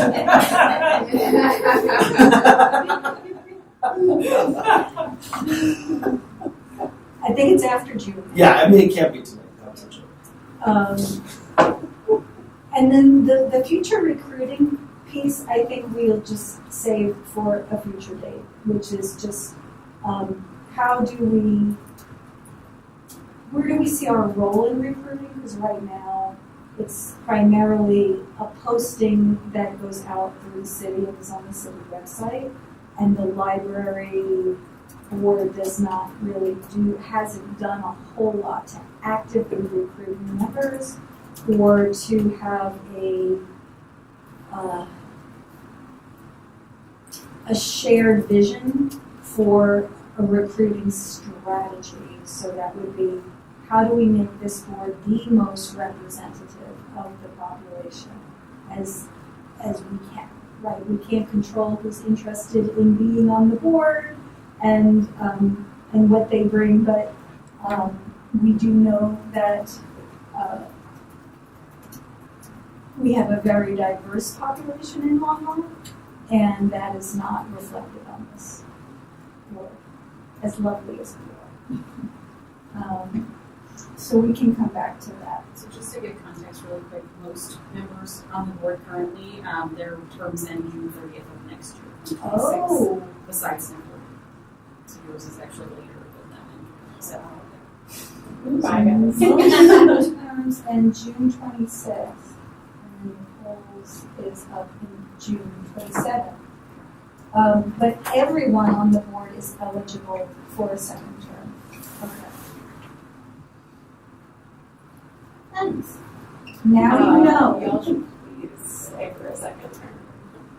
Nicole's like, oh, wait a minute, I might be the Hold on. lone board. That would be. I kind of feel like a year is just enough time to figure out what's going on. Yeah, you Yeah, know? exactly, that's Right. right. Yeah, there's so much. If we want momentum, Yeah. we gotta stick around. Let's move on to reports and information items, because I thought this was going to be a category. Or a slimmer category. Well, so the main report information is really on in the what Susie wrote about in the chat. I wanted to just bring forward it, and I had I gave you a couple of different articles from the state library on IMLS and LSTA grant funding. But with the very recent White House communication of basically stripping away funding from IMLS, which is was a threat in the previous administration, by the way. It just never happened, thankfully. But here we are again. And I certainly get questions from staff and others like, well, what does that mean for this library? And so I just wanted to share at least what I know. The handouts are more about what does IMLS and LSTA do and stuff like that, and I think you can look at that. And in the minutes, when you get them, there will be some links to follow if you're inclined. Some of them are advocacy. You can sign up to kind of advocate or write to your congressperson to say this is not right, to defund that, basically, plus some other information, plus the content itself. And every library, which is a library advocacy group, a nonprofit group that supports libraries nationwide, they have,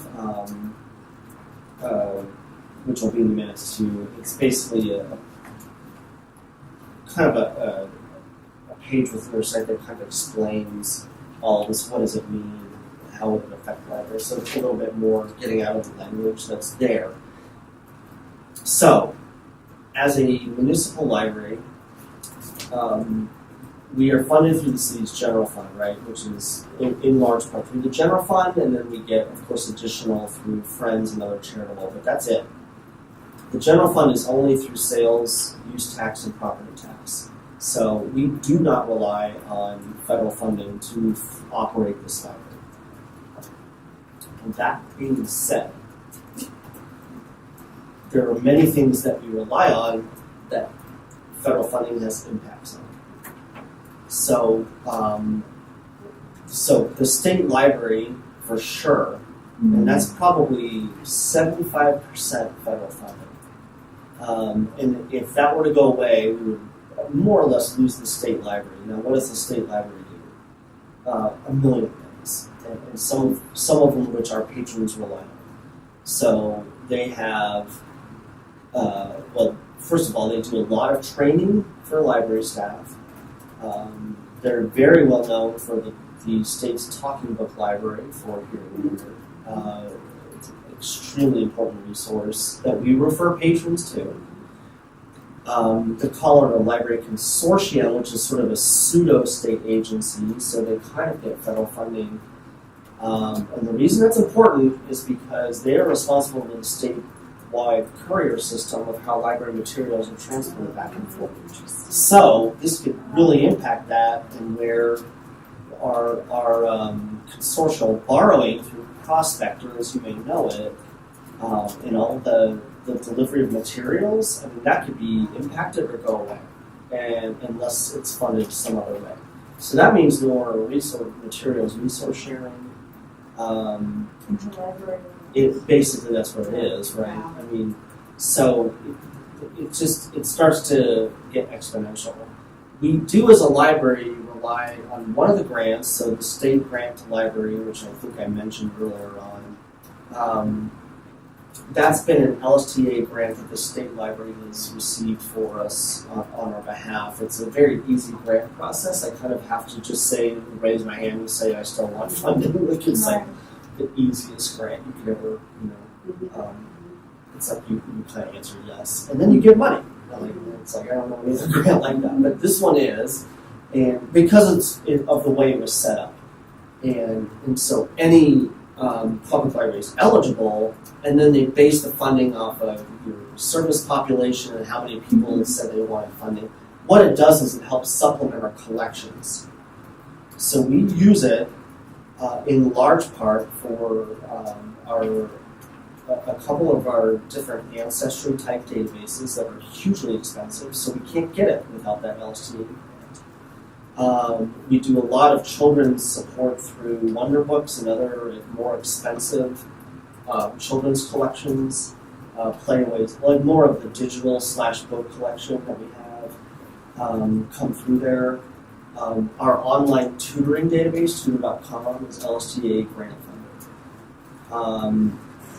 So there are impacts that could directly impact us in that sense that without funding, those would just all go away. So expanded collections, tutor.com advanced history, and things that people really use and rely on. So I wanted to talk about that.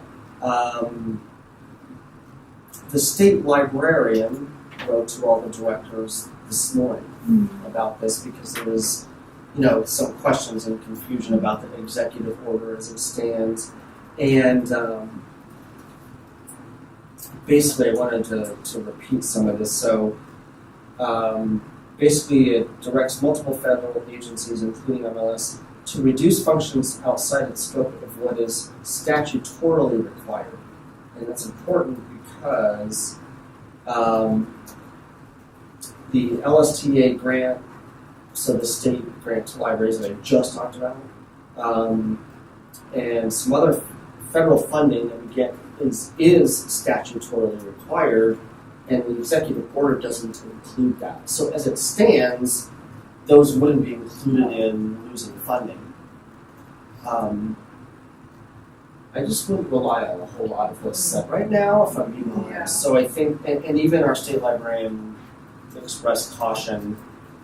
The state librarian's in a very weird position. They can't lobby for libraries as the state librarian. Very strange. They can't take a stance. She can't take a stance. So, very strange. All she can do is present information about libraries. And so, but the most that she said is, we'll have to wait and see what happens, and that there's a lot of legal people looking into that because things can change and things get shifted, but that's where it stands now. Gosh. Any questions? No? Good. Okay. So, I mean, I just, I did update staff on this today. I just think it's important as much as we can to keep people informed of these things coming forward. Personally, I'm not surprised this is here now. I mean, I anticipated something like this with IMLS. Everyone's been talking about it, so here it is, unfortunately. But we'll see.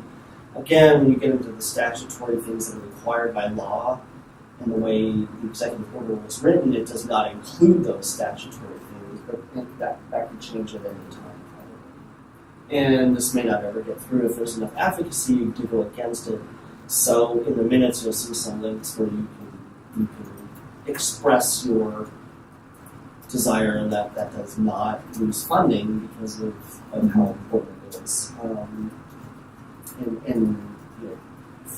For many other libraries, it's heavily reliant on federal funding. So you can see a lot of library services disappear, some of which could impact us. Right? So. What I'm hearing is that if it hits the fan, we would potentially have an even greater funding need as Longmont. You would, as would a lot of municipal libraries and even districts, because even the districts rely on state purview, right? Now they may have more funding than we do to help supplement something. We just don't have money sitting around, in that sense. But it's very real to everybody. So yeah. So stay aware of it anyway. Again, you'll see in the minutes plus what I sent you or what I put it out for you to have. In that sense. Yeah. And then I don't know if there's much more on that particular thing. It's kind of just a informed. Yeah. Heads up. One thing that we did discuss last month, which is a bill that's still sitting in the House on the basically removing ads and links from databases. That's still sitting there. I keep looking for updates on where it's at in the House. It made it through committee, unfortunately, so it's sitting there and waiting to be addressed and then get voted on. I've encouraged staff to write their congressperson on that. I would certainly encourage the board to do that. That's like I said last month. I mean, I don't know how else to say it. It's a censorship bill. That's my opinion. Okay, I just want to be clear. You might see it. Someone might see it differently, but it's when we want to have restrictions in place on databases of ads that can't be any ad can't be there or any link that links to the outside. That's so many things that effectively will remove any research databases from access from students. So Or if we contacted our congressperson, can we say we're on the board? Oh, yeah. Or is it only as a concerned citizen? no, you can say. Can you remember the number? 1158. I think that's what it is. Let me see. I think it's a minute. It's a minute. It is, yeah. So, but anyway, that's still being discussed. So there's also, and this is also going to be the minutes. But one of the links there is there's a one day a year where library folks and library supporters go to the state capitol. This happens to be on March 26th. It's called Library Advocacy Day at the Capitol, and it's an opportunity, I think, to meet with legislators and talk about all things libraries. Anyone can come to that. It's at the Capitol, and it's like 8 in the morning on a Wednesday. I'm sure that works into everyone's schedule. I'm trying to figure out mine so I can maybe be there. I haven't really done a lot of that kind of stuff, but at this point in time, I feel like the more people that are there, even just, you don't even have to do anything but just be there. Mm-hmm. So they see a lot of people present that are saying, hey, none of this stuff's right. The bills aren't right that's there, and the federal stuff isn't right. Attended lobby day. I've attended a lobby day Yeah, that's what it is. in Denver, and what some of the people I work with didn't realize is that lobby day is a funny thing when the legislation is in session, because it means that your senators and representatives are by and large not available. They're not accessible. They're on the floor. They're in session. So you either have to kind of like find their office, find their aides or their staff, and get a message to them, or talk to them, or sometimes there's, I forget the name of the person, but there's a role, the people who stand outside of the House and the Senate chambers, and they run messages back and forth to the different legislators, so you could get a message to your representative and say, hey, I want to talk to you about this, and then when they have breaks, hope that they come and meet you and they don't run the other way, because that's the other thing, depending on who you're trying to talk to. If they know what you're there to talk to them about, they may or may not be enthusiastic about coming out and making time with you. So if you do want to go to that event on the 26th, I would strongly recommend reaching out to the offices of your representatives and trying to get something scheduled, finding out. I don't know if you'll get a response in a timely way, but you might. They might get back to you and say, I'm sorry, this person is, in session all day. You're going to have to find 5 or 10 minutes when you're on break, and to take your chances. But there is also the impact of just being there and being visible and talking to whoever you can talk to and networking with the other people who are there doing the same thing. So that was all. I just wanted That was your director's report. pretty much. Do we want, do you have anything, either council member Hidalgo Faring, or our friends liaison? I do, but I can pause and let Susie go, and we can look back at friend stuff next month. Okay. Yeah. Okay, so real quick, I was at the state capitol last Thursday for Lobby Day for the educators, so with St. Vrain Valley Education Association. And I did hear, because I was asking about that House Bill 1158, and it sounds like they watered it down a great deal. So it's almost like it's not really going to have, there's not a lot of teeth to it. When I spoke with the Colorado Education Association lobbyists, they were pretty sure that it might end up just getting dropped. But regardless, that was one of the things that I mentioned to, I spoke with Senator Mobley, Senator Marchman, Representative McCormick, and our new rep for the Erie, Dan Boog, and had a chance to chat with them. You know, no more unfunded mandates.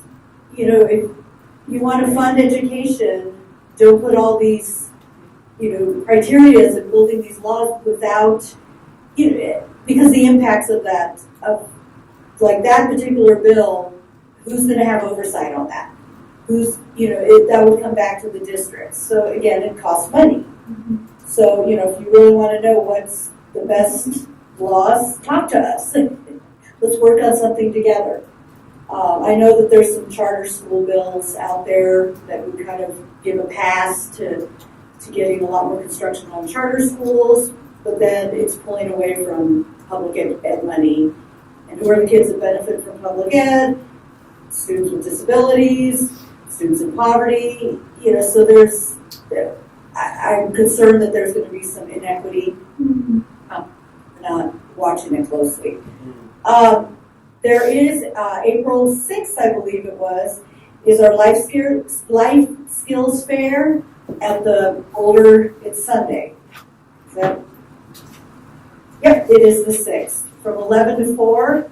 The life skills fair, that is for, primarily for youth, so middle school, high school kids. I know we'll have some venues for elementary school age kids with their parents. I'll be having a sewing station with some sewing ladies. And then the other thing that, John, I guess we could talk about this offline as well. I was approached by Marta Moreno, who does the Dia de los Muertos altars at the museum. Well, with construction at the museum, that's no longer going to be a possibility this fall.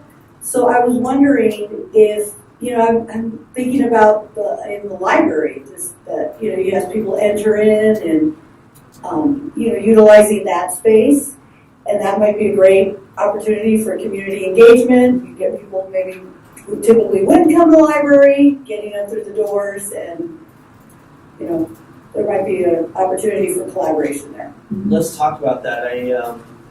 We've had one of those banners that we've had. Katrina.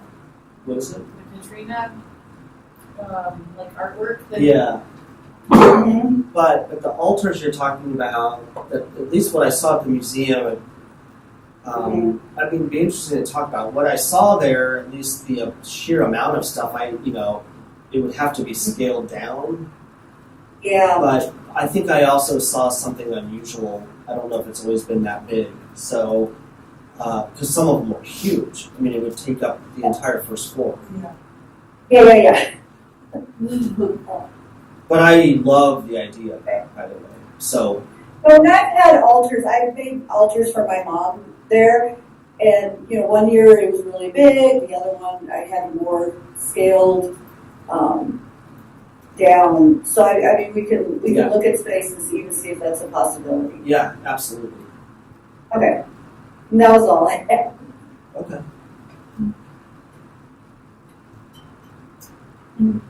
Katie, I mean, it's nothing to go Yes. now, or wait till next month. it's up to you. The schedule accommodates. Yeah, so friends of the Longmont Library, we've discussed some things. They are going through a lot of turnover and they're working on codifying their roles. One of the new roles that they will have is a volunteer coordinator position, which they've never specifically had that. They are looking to hire as well, and they is it posted yet? Do you know the position that they were hiring for? The web manager slash don't know. marketing I don't publicity, know. yeah, I yeah. mean, they're one of the members. There's someone that's at least Yeah, there's doing somebody the who's doing it interim, right now and is kind of being Yeah. paid I for don't know on where we're a, at with it. yeah, on a contractual basis Probably right find now. out the next board meeting. But yeah, they are looking then to replace her. She's kind of doing it as an interim basis, and they are looking to have an actual position there. And then like some additional volunteer positions, they're trying to recruit for a book manager, a book sale manager, and a warehouse manager. They approved for a 3D printer to come to the library, in addition to approving, you know, the kiosk, they have, the locker, they have also approved for a 3D printer. So that's really exciting. Seed Library is underway right now. They approved for the summer reading program to be back in full force this summer.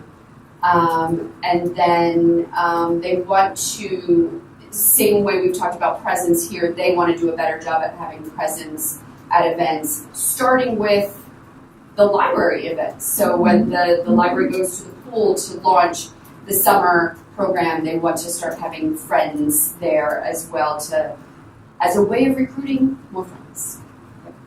So those are big things, down and dirty. And they had some success at the gardening fair.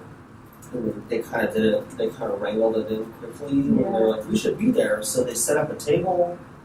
They sold a number of memberships. They rounded up some gardening books and sold them all. And they had to keep going back down to get more. And they didn't even have a credit card kiosk with them. Yeah. And they still managed to like take IOUs and or checks or cash and things like that. So they were so surprised by how well it went that they want to expand it and card machine when they do it. Yeah. But anyway, it's good. So those efforts, Thank I think, you. will be beneficial. And thank you Yeah. for going to that meeting. Yeah, it was a whirlwind because they did so much so fast because they are in this period of extreme transition, and they seem quite motivated about that right now. It's exciting. It is exciting.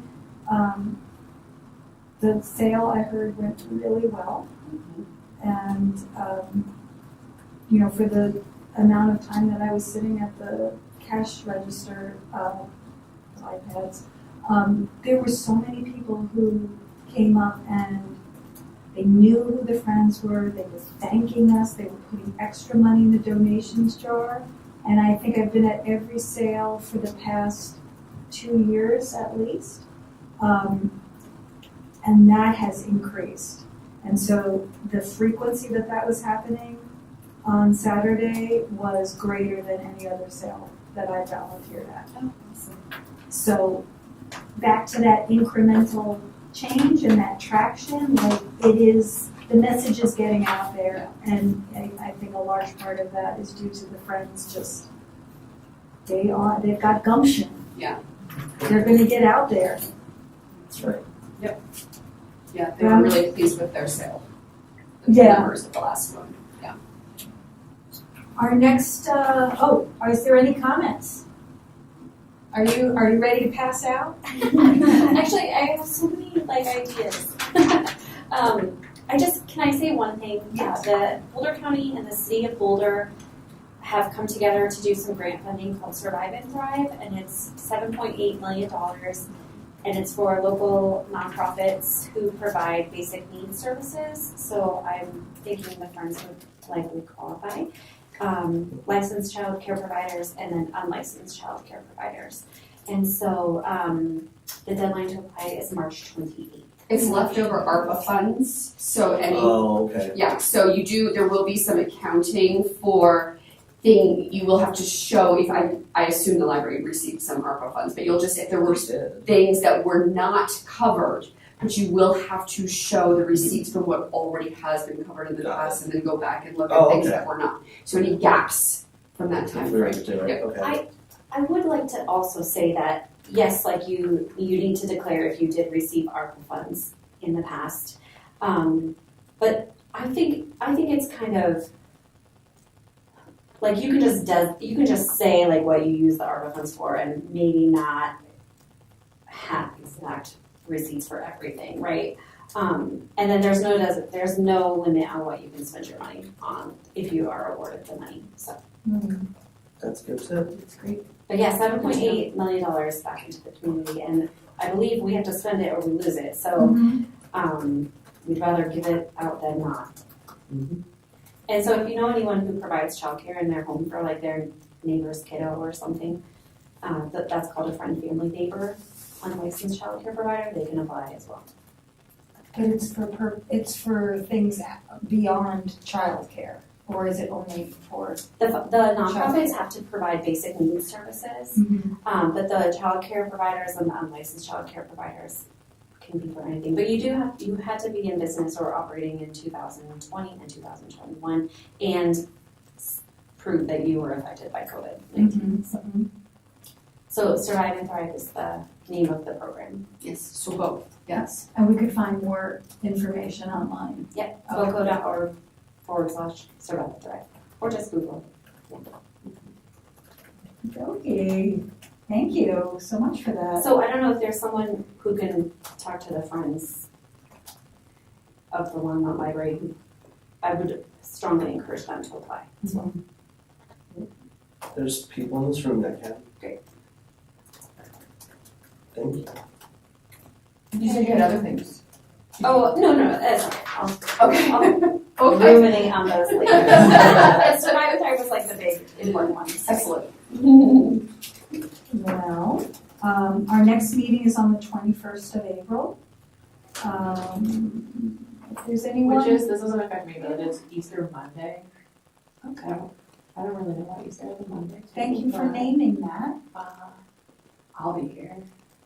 If But there's if that anyone affects who anyone can't else. be, just let probably Tracy know as soon as you can. Yeah, and then we can adjourn, we can end this meeting at 9:07. This meeting I thought was gonna be a short meeting.